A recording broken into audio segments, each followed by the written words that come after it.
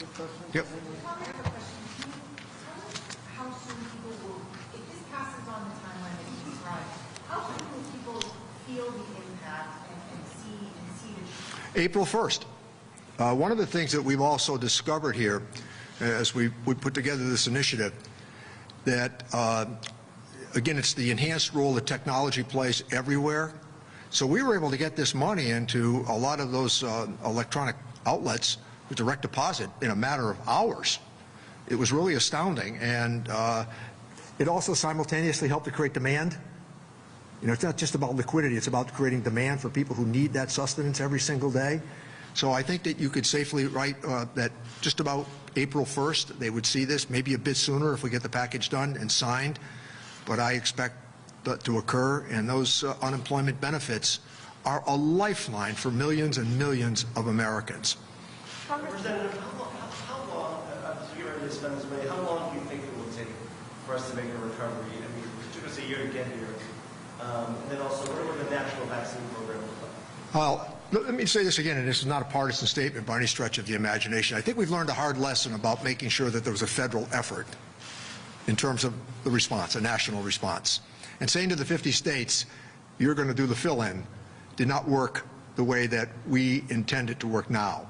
We want to be full partners with Governor Baker and Lieutenant Governor Polito to make sure that this, in fact, is a national response. And what was the second part of your question? The vaccine program, what would that look like different from how we're doing it now? Well, I think the idea is just to get it out more quickly. And if I can, just in a parochial sense, I also thought one of the most amazing things that's happened here is these home-based companies in Massachusetts. What they did in 10 months, which usually takes 4 to 5 years. I mean, we're reminded of the role they play every day in our lives. So I think that the President's plan is pretty ambitious. He has said that by summer, he wants, I believe, almost 300 million people to have been vaccinated. And he's ramping that up even as we speak. I was listening to a newscast as I came in this morning. Would that just be a connection to the federal government? Yeah, we want to provide the resources and the dollars that are so important. Mr. Chairman, how important is bipartisan buy-in on this in the House? I had a feeling that would come up. With two Republicans, Yeah. Are you asking them to maybe contact your colleagues? So let me give you an example of some of the things that we did last year. My first 2 years. We passed the largest trade agreement in the history of the world with redoing NAFTA. Every Republican on my committee voted with my position on it. We passed the most important advance in retirement savings in 15 years. Every Republican on the committee voted for my bill. And on surprise billing, which is a big Massachusetts issue, the governor talked to me about that right after it passed. Every Republican on my committee and every Democrat voted for it. I had one Democrat who didn't vote with me on the 3 issues I've just outlined. That was it. Everything else was unanimous. I want that support and that help. We did that with the CARES Act, and we did it with the package in December. Here's the challenge. The process of reconciliation, it's arcane by procedure. Both sides have used it, and I understand that you would much prefer, as the Speaker noted and the President noted on Friday, to do this in a bipartisan manner, but speed is of the essence. So we are still open to suggestions, even as the documents are unfurled, for input. I thought that there's room here just based on some of the comments I've made earlier, and I think it would be very helpful for them to fully participate. I think when you look at the polling data on our proposal, it's pretty wild where it comes down. 3/4 of the American people support what we're about to try to do and what, in fact, what we're going to do. So would we prefer bipartisanship? Yes. And do I know Joe Biden? I have. And we're going back to bipartisanship because the next piece of legislation up, as soon as this passes, he said again Friday morning, we are going to infrastructure. And the Ways and Means Committee will handle the finance side of the infrastructure initiative. Reconciliation leaves some sore spots. The difficulty we have is that you could also see that endless rounds of negotiation and then not having a durable outcome can also defeat the purpose. And there's some evidence that that happened with a couple of initiatives that we've had. And they used it, by the way, for their tax package in 2017. They used reconciliation. And there was not the threat of a pandemic or an international health issue. they used it. So both sides have used it over the years. We would all prefer a bipartisan path forward. Legislation changes lives. That's why I would prefer it. Congressman, with there is some debate, as you know, regarding the income threshold that's been discussed. I've noticed that. And you know, I was wondering, for high-cost states, even 60,000, or people who make a little more than 65,000, should that be too much to qualify for? That came up on Friday at the meeting, and then the press conference that we had outside with the speaker outside of the White House. I handled that. So what we did in the CARES Act, which I thought was reasonable, we used the ceiling of $150,000 for joint filers and $75,000 for single filers. This time around, we're going to expand that to dependent children. The president has indicated he's open to some negotiating on the ceilings, but this time around, dependent children are going to be included, and that would, I hope, include in the final package college-age children as well, for sure. So the point that you raise is entirely legitimate about that income-based guidelines. But here's the other thing that was noteworthy, and I hope that this might be something that you would draw some attention to. One of the problems we had in getting that money out the door with the CARES Act, the millions of Americans as joint filers who make under $24,000 a year and single filers who make under $12,000 a year, people that live two incomes under $24,000 a year and then single income under 12, they don't file taxes. They don't have tax ID numbers. So we tried valiantly. We went back and traced Medicaid records to get the checks to them. That's what the delay was about, in getting a lot of those checks out the door. So your point's on target, and I think that we want to make sure that joint filers at $300,000 are not getting the check. So we could, I think, include a phase out, which we intend to do with the child credit and the earned income tax credit. We will use phase out. And when you look at the distribution tables, that's something that I think that we can accommodate. Congressman, how do you expect families to be able to navigate the child tax credit? What kind of benefits will they get from this? So I think my proposal is that for children under 6, it would be $3,600 a year per child.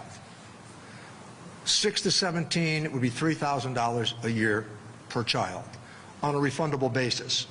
So administration of the initiative is going to be a bit of a challenge for the Internal Revenue Service, which we oversee, and the Treasury Department, which we oversee. I have raised the issue with Secretary Yellen. What we want to do is change it from people trying to derive the benefit during the tax filing season. We want it for cash flow purposes to be done on a monthly allocation. So Treasury would just issue a check for $300 a month, for example, to the eligible income families.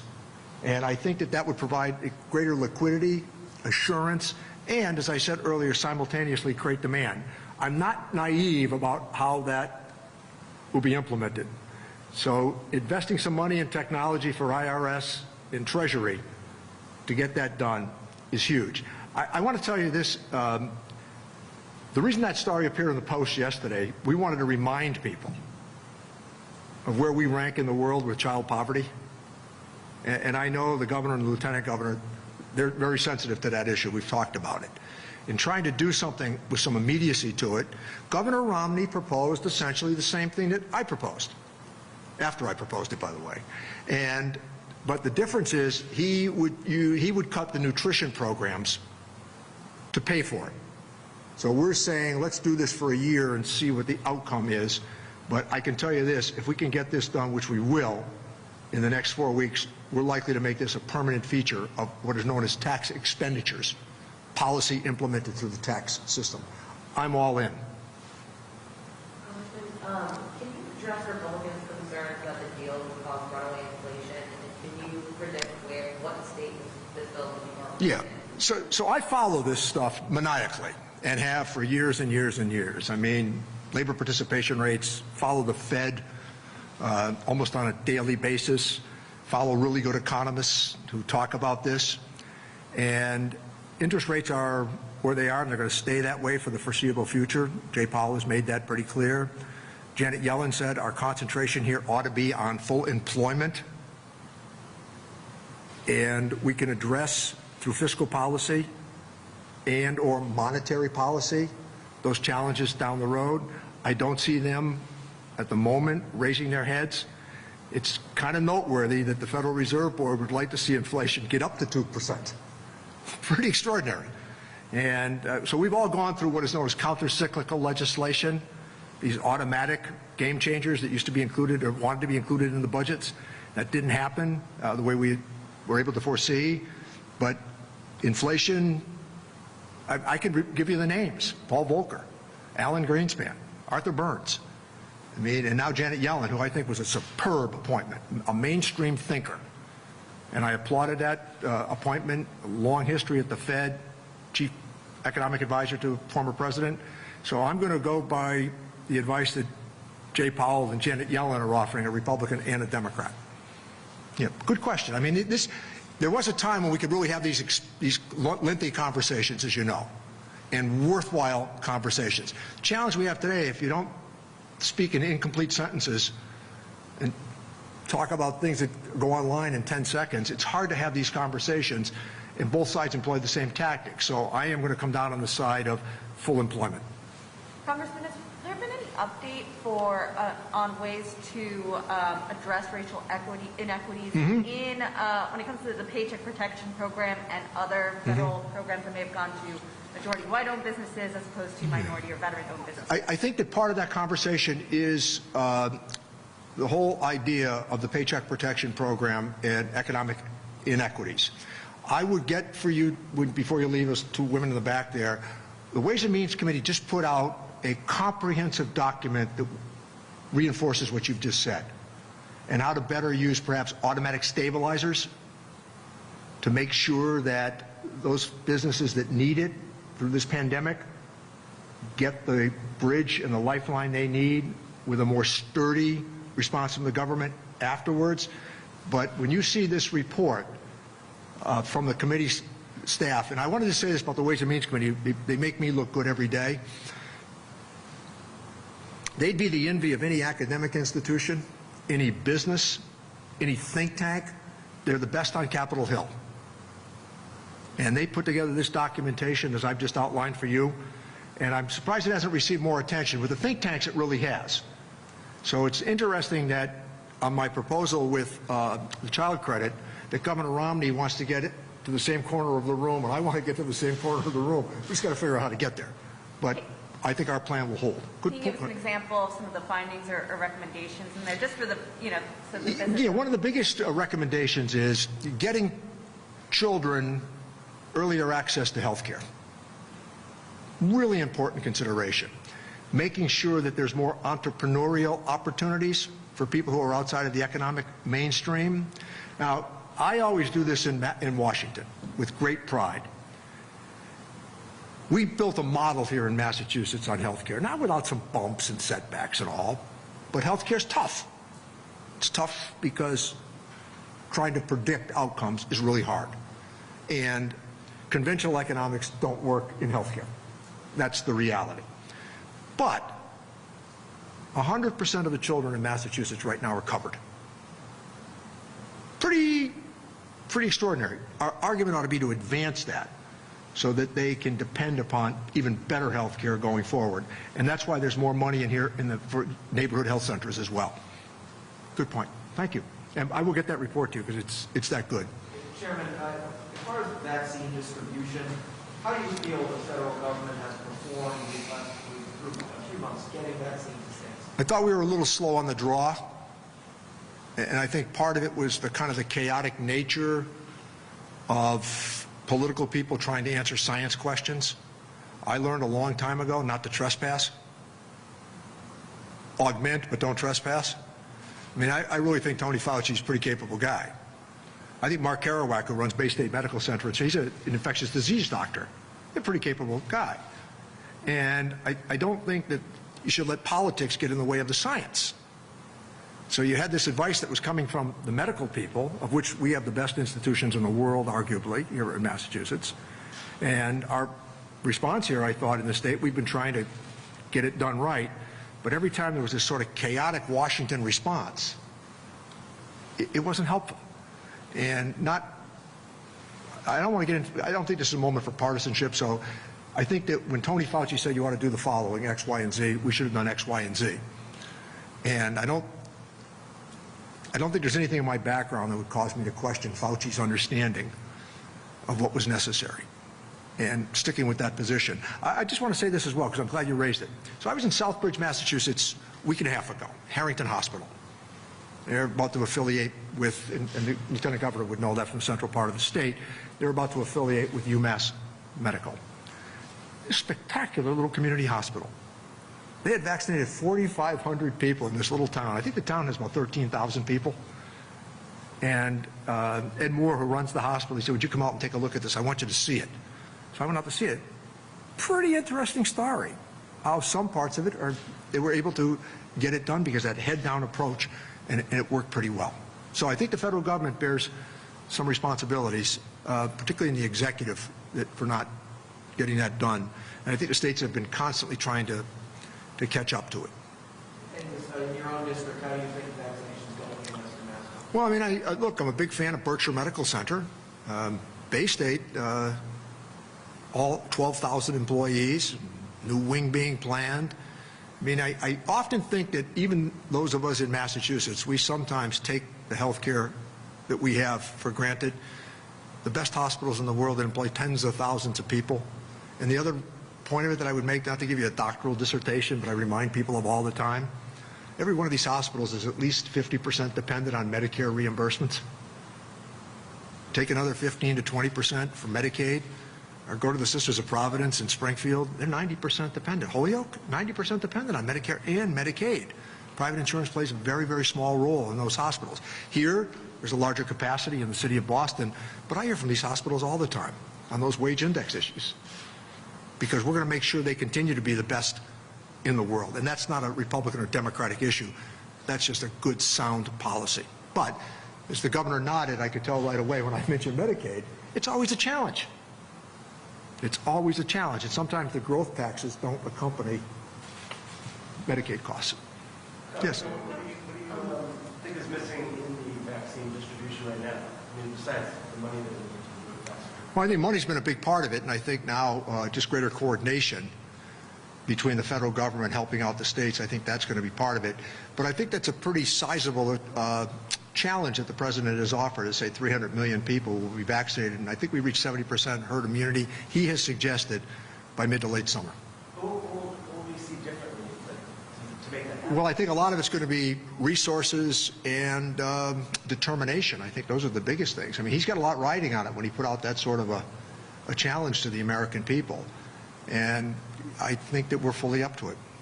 Just back to the stimulus bill, on those figures that you laid out earlier, is there any room for negotiation to maybe make up some of that bipartisan support that you discussed? The president's made it clear he's not coming off of $1.9 trillion, and I agree with him. This is about a pandemic. This is about stability. I often hear people say stimulus. This is about stability. Stimulus will come with the infrastructure program. But right now it's about stabilizing people that can't pay their rents, can't make their mortgage payments. And look, there's some good news tucked into it. The national savings rate. I was thinking of that just by myself a couple of days ago. And I was thinking that some of you have some gray in your hair, you might remember this. When the Japanese purchased Rockefeller Center, people thought, oh my God, this direct foreign investment, this is going to be bad for the country. You know what the national savings rate was when they did that? 2%, 3%. The national savings rate now is at almost 14%, $16 trillion. So people are looking to the rainy day, but they need more help to get over the goal line. And I think that's the reason that if we get this right, to a couple of your questions, in the next 3-4 months, the economy's poised in the third and fourth quarter to really take off. But that, not to negate the idea, that was a bad jobs report last Friday. What do you think of Ben Downey running for governor? His first job was in my office. There's a number of state legislators that started in my office. I don't know if I take credit for that or not, but he's a nice guy, nice family, and they've had a lot of influence in the Berkshires for a long time. I knew his father. I've known his uncles and the family up there. So he's just a very nice guy, yeah.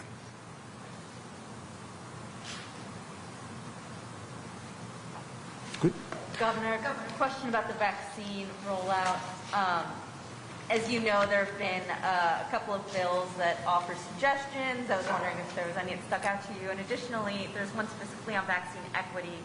I was wondering how you would say equity has played a role in your vaccine distribution plan and what role you want to see it play in the future. Well, I think the biggest thing coming out of the gate was putting together a group that represented a pretty broad cross-section of points of view and opinions, including one who spoke here, two of them who spoke here. One was Reverend Liz Walker, and the other one was Mike Curry, who runs the Mass League of Community Health Centers.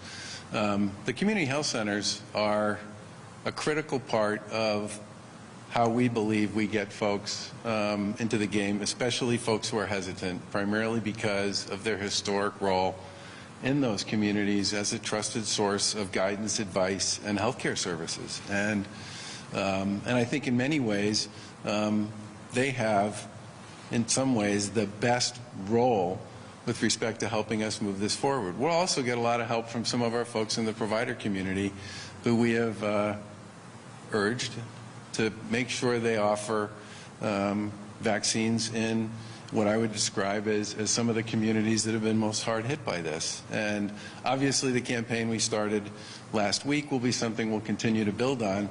But I think this is a really important issue. We've got to make sure that everybody in Massachusetts not only has access to the vaccine, but believes it will be the right thing for them to do. And I do think a lot of people, based on all the polling we've seen, there's a big community that's falling into what I call the wait and see category. There are very few people in the I don't ever want to take it category. But we're going to have to help see if we can figure out through either working with trusted partners in the community or messaging with trusted partners, see if we can encourage folks to go ahead and get vaccinated. Have you given more thought to mobile units or some of the other things that... Say again? Have you given more thought to mobile units or some of those suggestions that have been proposed as ways to increase equity geographically, as well as in some corners where people might not have easy access to get to a vaccination site? Well, part of the idea in places where there's a lot of geography has been these regional collaboratives. Berkshire County, which is out the Congressman's way, has the largest percentage of people in Massachusetts who've been vaccinated, working it through that regional collaborative. There's a regional collaborative in Worcester County, which the Lieutenant Governor was involved in setting up, which includes Harrington Hospital as the primary driver in South Worcester County. Haywood Hospital is the big driver in North Worcester County. There's a regional collaborative in Barnstable County, again, for the same reason, big geography, want to make sure that people who actually know those places well are the ones who are going to drive the policy and the outreach. Governor, thousands of appointments would be available at Gillette Stadium, over 4,000, Springfield 3,000 later this week. Has there been any consideration to just moving forward to people 65 and over? And also I wanted to ask you about whether or not more of the vaccine should be redirected to some of those smaller sites from the mass sites. So the mass sites are batting about 100% in terms of vaccine allocated and vaccine administered. And they'll continue to operate at that level. And I remember standing here last Thursday or Friday, it's probably Friday, and saying there were 20,000 available doses left, and now we're down to a few thousand. And the few thousand that are available are toward the later part of the week. Not everybody makes a decision to do this 5 days out, 7 days out. Some people make a decision to do it 2 or 3 days out. But the best part about the mass vaccination sites is they're very efficient. I've toured 3 of them. The Lieutenant Governor's toured 3 of them. They're efficient. They're effective. People come out of it very happy with the experience. And the best part of all is they are pretty much dosing at exactly the level they're actually getting vaccine, which makes them the best player we have in terms of percent made available and percent administered in Massachusetts. Governor, do you think you might move to the 65 and over? A lot of people wondering about that. Well, I think we'll move beyond where we are now when we feel like we've done as much as we can do to get the folks who are part of the communities that are currently eligible vaccinated. I mean, there are 430,000 people over the age of 75 in Massachusetts. We probably vaccinated somewhere in the 200,000 neighborhood the last 5 or 6 days. that's a big number, but I think we'll probably want to leave it open for a little while longer to see if some more 75-year-old folks sign up. Governor, You had talked about working with some companies. I think we're working very early on the distribution. When do you think that would start coming into play, like a Gillette or something like that? Not Gillette. Stadium. Not Gillette the stadium, Gillette the company? Yeah. I would say that I think for us, you know, the important thing here is to get as many of the 75-year-olds who are eligible vaccinated as possible, as many of the PCAs and home health care workers vaccinated as possible, get as many of the folks who are in the categories, the folks with developmental disabilities and the people who take care of them, the folks with mental health issues and the people who take care of them, the folks who work in homeless shelters and the people they take care of. The federal program on the pharmacy piece is now moving into assisted living facilities and senior housing, really key areas where it's very important that we make sure we get those folks vaccinated and get them vaccinated early in the process. I would say that we'll move when we get to the point where we think we've done a pretty good job with the communities that are currently eligible, and then we'll move. But I want to make sure we give these communities, part of the reason these communities were early was because they're vulnerable and at risk, and especially with some of the older folks, you know, we need to give them a little room here to get there. Governor, 2 lawmakers sent you a letter asking about the software developers website that I asked you about on Friday, telling you to take a look, consider implementing the functionality. I'm wondering, have you taken a look, and are you considering more improvements to this website? Yes, we have taken a look, and we have reached out, and we expect that sometime this week we'll talk to her. It's, yeah, the answer is yes. So improvements to the website will be coming in some form? Yeah, yeah. How about anything on UMass Amherst that seemed like that dealt with the issue? You know, I don't know exactly how they ended up in the situation they ended up in. It seems like it's primarily focused on the freshman class. I think the decision that the campus made, which was to basically put kind of the equivalent of a stay-in-place order in place to get through the next 10 days to 2 weeks, is not an unusual way for an organization like that to, they're not the first campus in Massachusetts, let's put it this way, to use that as a strategy to reduce the amount of spread they're dealing with. Several others have done that previously, and it worked pretty well.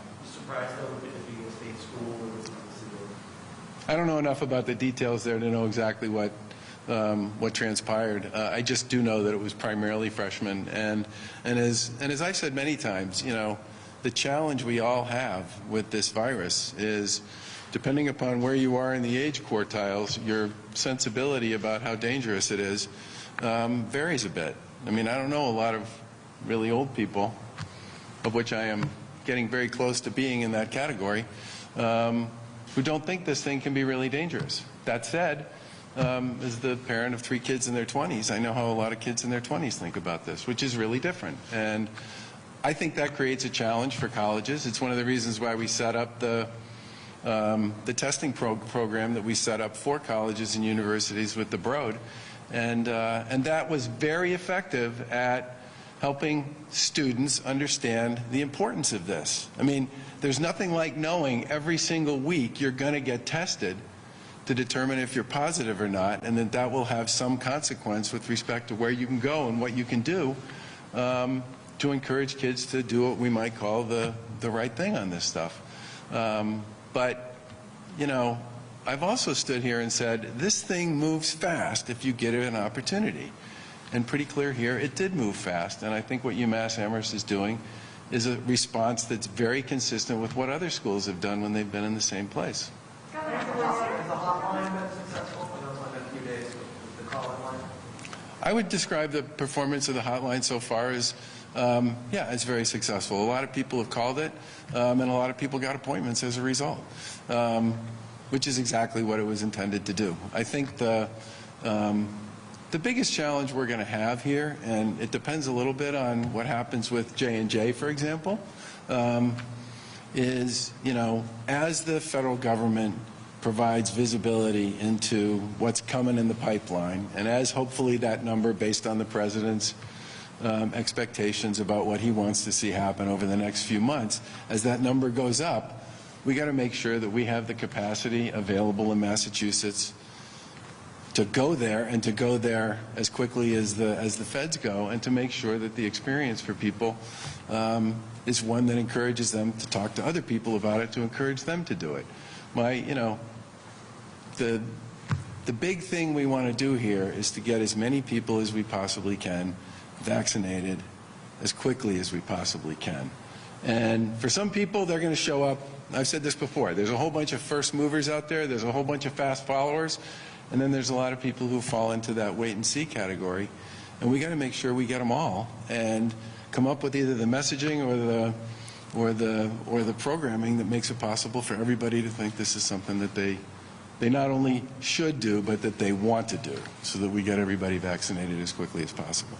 Governor, does the administration have any flexibility for those appointments that remain open and available in terms of letting people go ahead and take those who are not 75? I think the goal here is to make sure that every appointment we have that's available is taken by somebody who's eligible. And if there are open slots at certain places, those vaccines are going to go somewhere else. But the mass vac sites are basically batting almost 100% in terms of doses delivered and doses administered. They are by far the most successful performer we have in our vaccine delivery system right now in Massachusetts. Is there an amount of time? Pardon me? Is there an amount of time that you would give that? Like, if they don't get billed in a certain amount of days, would you then do the vaccine? Well, the thing to remember here is they have the ability, more than most, to scale up or scale down pretty quickly based on what their appointment schedule looks like. That's different than in many cases the way a lot of the other folks operate. The long-term care piece, which is working its way through assisted living facilities and senior housing, they got a distribution directly from the federal government. That distribution was not just in Massachusetts, but in many states, a lot bigger than it needed to be. It was based on 100% census in the skilled nursing facility industry and a staffing ratio that, just call it high. And we were able, along with a number of other states and help from some folks in Congress, to get the feds to let us take some of the doses that had been going through that system and redistribute them back into the community so that they could be used in places where you'd get a higher administration rate. But I think over time, as the feds accelerate the amount of vaccine that's available to states, it's going to be incumbent on all of us to make sure that people have places to go and want to get vaccinated. Thanks, everybody. And thanks again, Congressman, for being with us. Do you have an update on the number of appointments available? Say again? Do you have an update on the number of appointments you expect to be available? Any change from what you said? Same number, exactly the same number. 101 something or other, 101,643 or something. Same number. Thanks.